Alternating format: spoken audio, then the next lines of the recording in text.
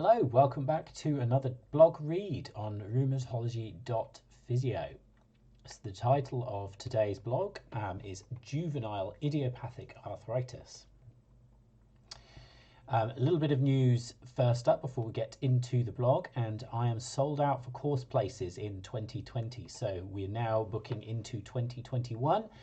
So head to my shop, rheumatology.physio/shop, and see what is available. There are a couple of shorter courses in January available to book. There's a few tickets left on those. I'll be adding some February dates imminently. Let's get into the blog. I have for a long time avoided this subject, and I have decided to finally try and include this in my repertoire as the number of questions continues to increase. This is certainly an evolving area of knowledge for me, and as a result this is not complete, nor do I expect it to be free from errors. Keep an eye out for further blogs and resources on this subject as I am able to learn more. The thing that finally tipped me over the edge was attending the BSR case-based conference this October. It provided information in a way I was able to digest, and an understanding that these patients are going to arrive in our MSK clinics, and it's remiss of me to completely ignore their existence any longer, just because I find it difficult to understand. As usual, feedback is greatly appreciated, and any further reading for me, please do send it my way. Please remember, this blog is not a replacement for clinical reasoning, and if you are unsure, get advice. Introduction. Firstly, let's consider juvenile idiopathic arthritis, JIA, as an umbrella term for various types of arthritis that affect children. There are a few types that come under this term, much like the adult types of inflammatory arthritis. For the purposes of not blowing our minds, these are juvenile rheumatoid arthritis, JRA, juvenile spondyloarthritis, JSPA, both axial and peripheral, and of course juvenile connective tissue disorders, JCTDs, like lupus. Of course it's lupus, it always makes me regret my specialism. What we shouldn't do is consider these young people versions of the adult conditions. They present differently, and of course the assessment is rather different than adults. They occur across the spectrum of ages from very newborns to 18. There is some crossover, and some 15-plus-year-olds will develop more adult-appearing conditions.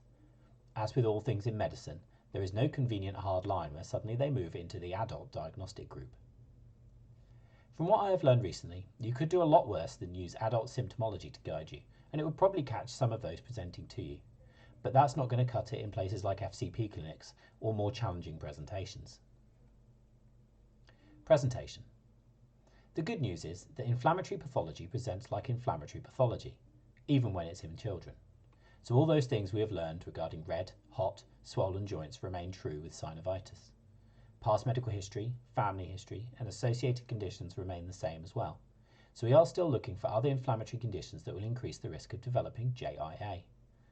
For example, uveitis, psoriasis, colitis.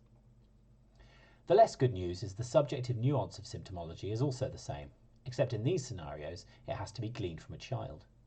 I suspect in some cases, much like in adults, this will be very easy. In others, very difficult. Really consider how you're going to ask about early morning joint stiffness, the effect of activity and rest, what happens at night, and other potentially affected joints.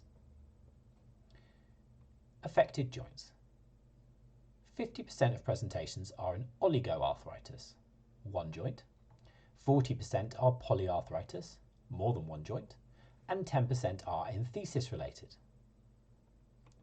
Depending on the type of JIA you are faced with, these may be back pain, peripheral joint or joints, or a combination. The knee is commonly affected as a single joint, especially in boys with psoriasis or a family history of psoriasis. Back pain may not be particularly inflammatory, so be on a keen lookout for the associated conditions and be highly suspicious in eye conditions or inflammatory bowel disease. Impact on patients. The most impactful symptoms on patients are pain, low mood, inability to walk or run, fatigue, and swelling/stiffness.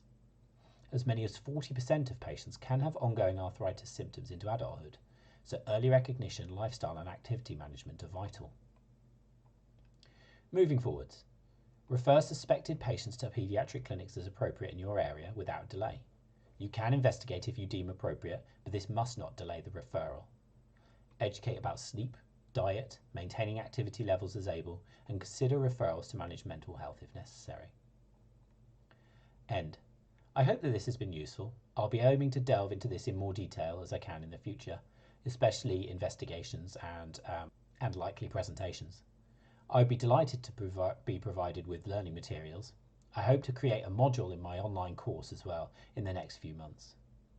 Please do get back to me any feedback you might have so that I can grow and improve, and I'll see you next time.